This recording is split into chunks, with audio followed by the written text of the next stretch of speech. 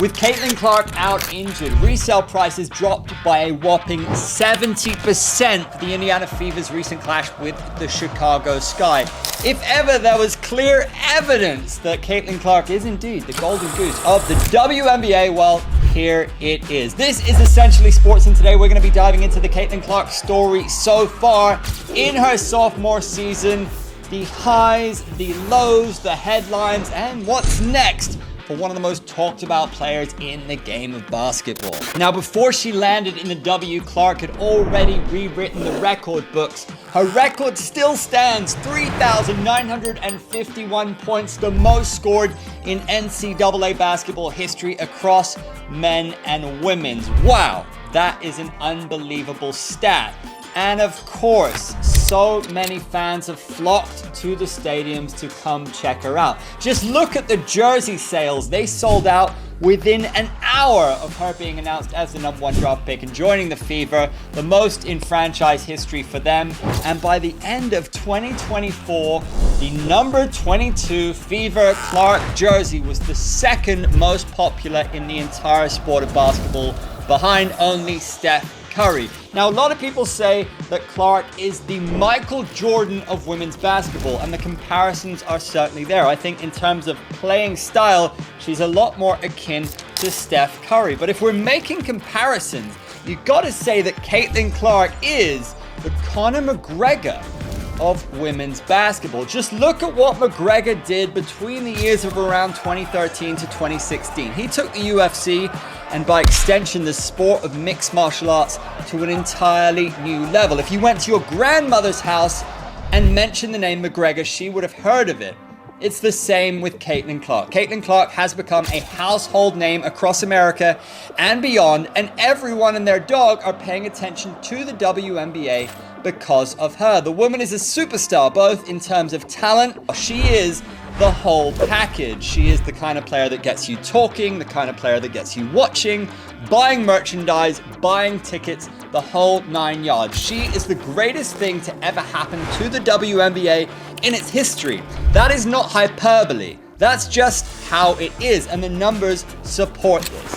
For example, her debut pulled in 2.7 million viewers, which made it the most watched WNBA game in over 2 decades. That's unbelievable by any estimate. Now, how the WNBA handle her is gonna be crucial. We have seen the impact she can have when she's present, but what about when she's absent? At the top of the video, just look at those numbers. A drop of 70% when Clark is not playing in terms of resale value.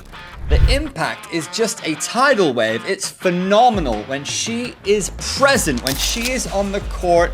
We're talking about sold out stadiums. We're talking about them having to move to bigger stadiums to accommodate fan demand when Caitlin Clark is involved. This is a generational player we're talking about. Caitlin Clark can't come back soon enough. At the time of recording, she is back in practice. She should be back sometime next week. Fingers crossed. The WNBA and the Fever will be praying, no doubt. I mean, even while she's been out injured, Caitlin Clark's impact on social media across television screens has been significant as well.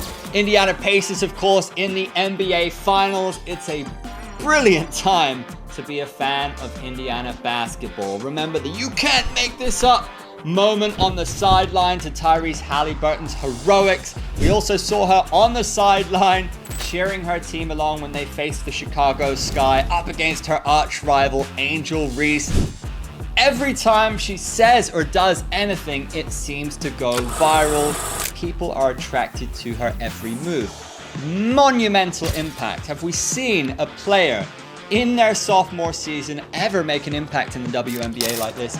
Absolutely not. Have we ever seen a player in WNBA history who has drawn this amount of attention? Absolutely not. I mean, if ever there was proof that she is the face of the WNBA, you only need to look at this time where she's been out injured for the reasons we've already talked about in terms of the drop-off in ticket sales, but also in terms of the attention she retains without even playing. It is just wild. Then, of course, there is the media-fueled firestorm in terms of this rivalry with Angel Reese. First of all, let me say, I'm a fan of rivalries. Rivalries are great. Rivalries get people interested. They stoke fires. They make people more competitive. They drive people. Look at Lionel Messi and Cristiano Ronaldo. Look at Rafael Nadal and Roger Federer. Rivalries can be healthy.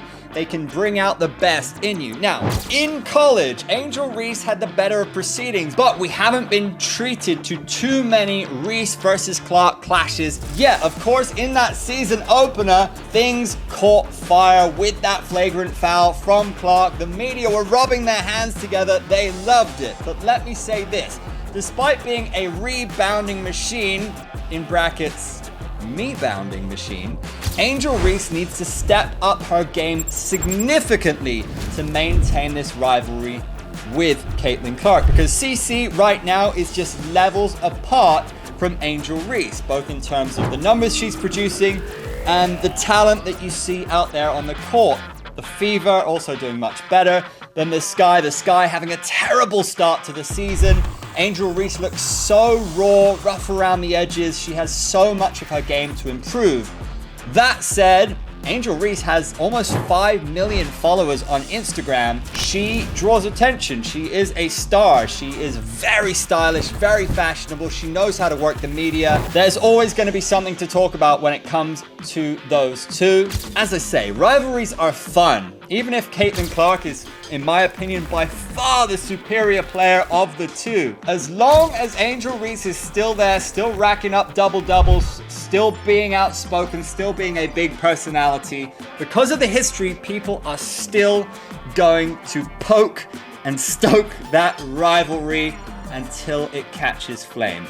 I think it's good for the WNBA. I think it's good for the sport. There's obviously been some negative connotations to this rivalry, some talk of racism coming into this, but as long as it stays healthy, fiery, in the best kind of way, I think it's actually good for the league and good for both players. It'll bring out the best of them and it will make people continue to want to buy tickets. We'll be watching eagerly when those two go head to head again in July. It was a real shame that Caitlin could only watch from the sidelines when the Sky met the Fever for the second time this season. So where are we this season with Caitlin Clark? She's missed a bunch of games with a quad strain and really showcased just how important she is to the league, just what a star she is on and off the court. She's still a ratings monster. She's still dictating market value. She's still the biggest story in the league.